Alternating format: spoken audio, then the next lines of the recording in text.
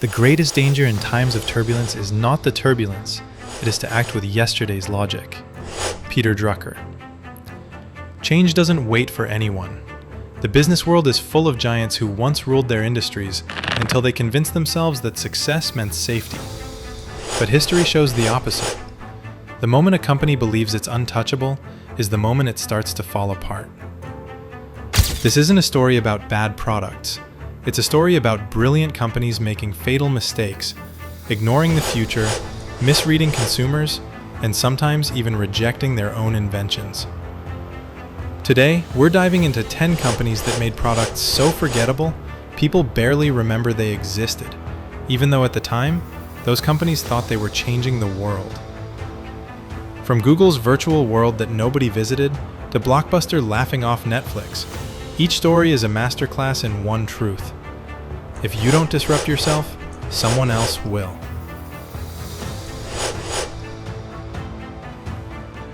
Imagine it's 2008.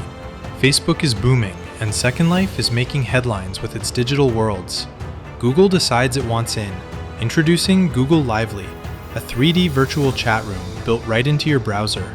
Sounds futuristic, right? Except it wasn't. Lively looked like a knockoff version of Second Life, with clunky avatars, painfully long load times, and a user interface that screamed beta forever. Despite the hype, people just didn't care. Within 6 months, Google pulled the plug, one of its fastest shutdowns ever. Critics called it a copycat project that offered no soul. But Lively was more than a tech flop.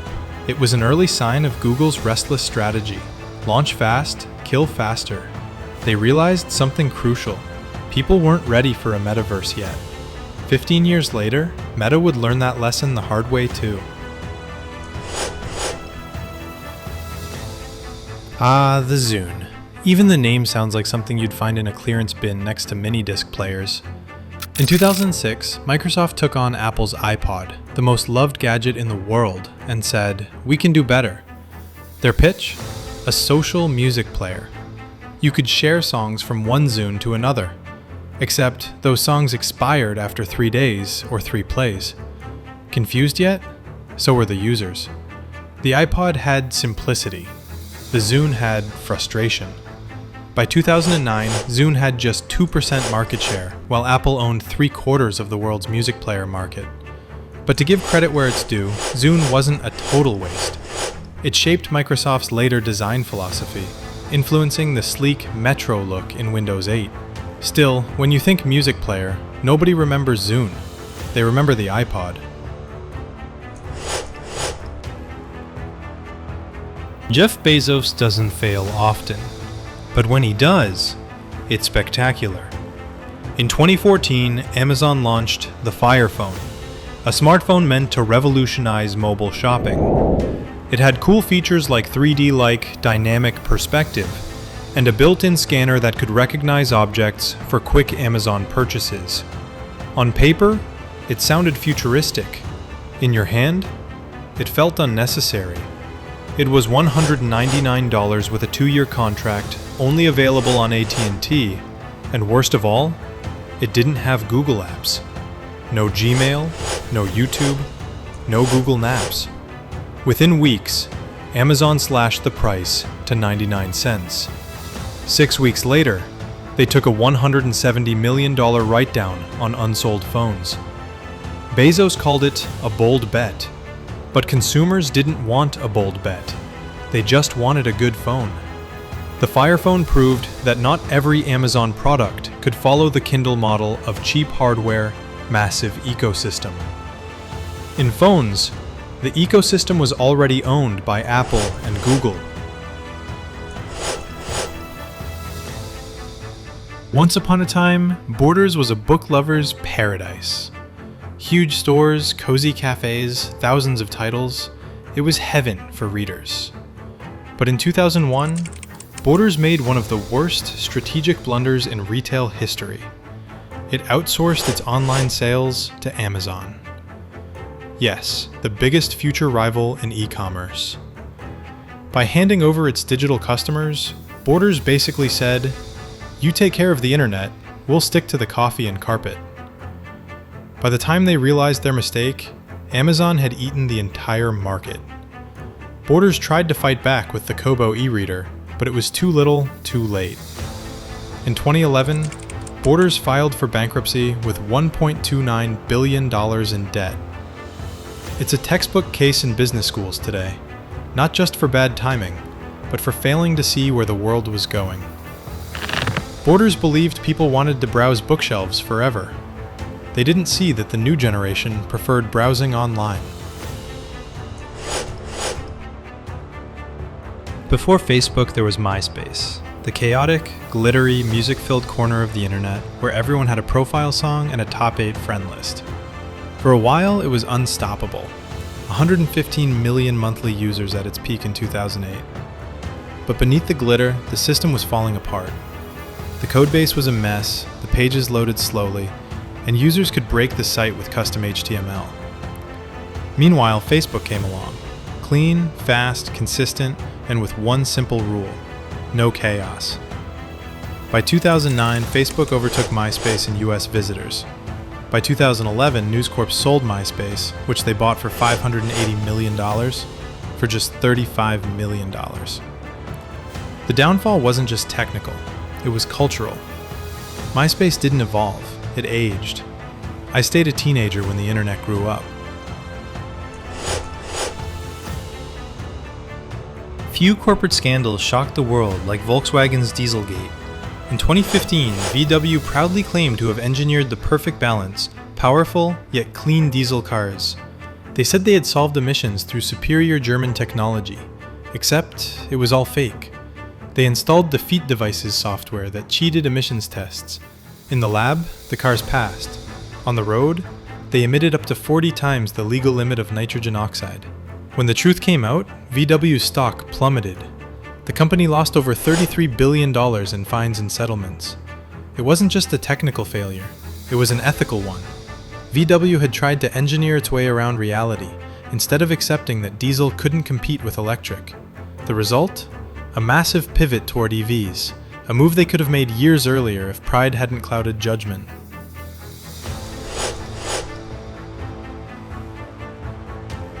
For decades, Polaroid was the symbol of instant gratification. Snap a photo, shake it, watch the memory appear in your hand. It was magic. But then came digital photography, and Polaroid froze. Ironically, they helped invent the technology that killed them. In 1996, they even launched one of the first digital cameras. But executives were terrified. If people stopped buying film, their biggest cash cow would die. So they hesitated. And when they finally acted, it was too late. By 2001, Polaroid was bankrupt. Their story is the ultimate innovator's dilemma, when success makes you too scared to change. They clung to the past, to the sound of film rolling, to the smell of chemicals, while the rest of the world moved on to pixels and screens.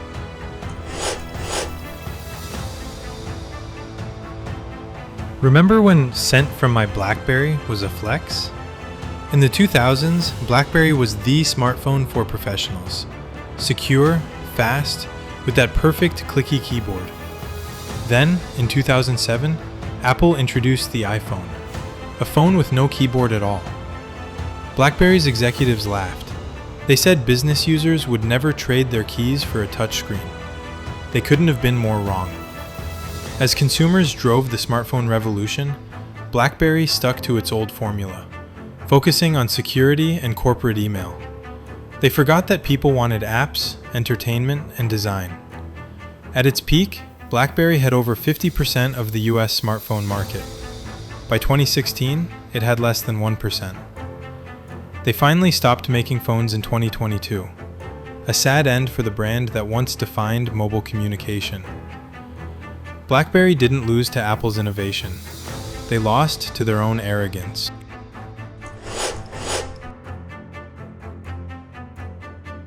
If you were alive in the 2000s, you remember Friday nights at Blockbuster.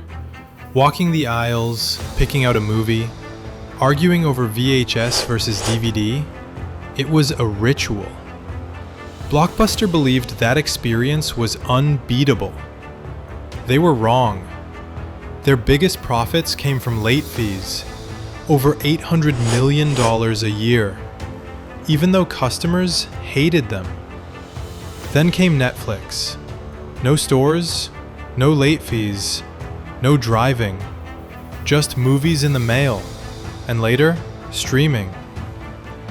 In 2000, Netflix offered to sell itself to Blockbuster for $50 million. Blockbuster laughed them out of the room. A decade later, Blockbuster was bankrupt. Netflix, worth hundreds of billions. Blockbuster didn't fail because they didn't see the future. They failed because they refused to believe their future could change.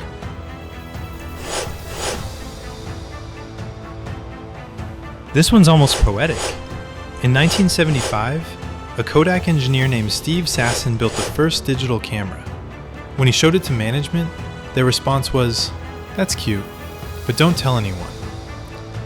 Kodak's entire business depended on film and chemical processing. Digital photography threatened that, so they buried it. For decades, Kodak made money hand over fist until digital took over and their film empire collapsed. They filed for bankruptcy in 2012. The cruel irony? Kodak invented the technology that destroyed it. One former executive summed it up perfectly. But what would we tell the people who make a living in the darkroom? That one sentence captures everything wrong with corporate fear. The refusal to embrace change because it threatens what's comfortable. From Google to Kodak, every story here has the same tragic rhythm. Inertia, arrogance, fear of cannibalization. These companies didn't fail because they lacked innovation. Most had too much of it, locked away in labs or buried under bureaucracy. They failed because they couldn't let go of what once made them powerful. In today's world of AI, automation, and metaverse shifts, disruption moves faster than ever. The real question isn't can you innovate, it's can you outgrow your own success? Because in business, the biggest risk isn't taking a leap. It's standing still while the world moves on. Final thought. The next time you hear a company say, "People don't want that," remember, that's what Kodak said about digital, what Blockbuster said about streaming, and what Google said about virtual worlds. The truth? People do want the future. They just won't wait for you to believe in it.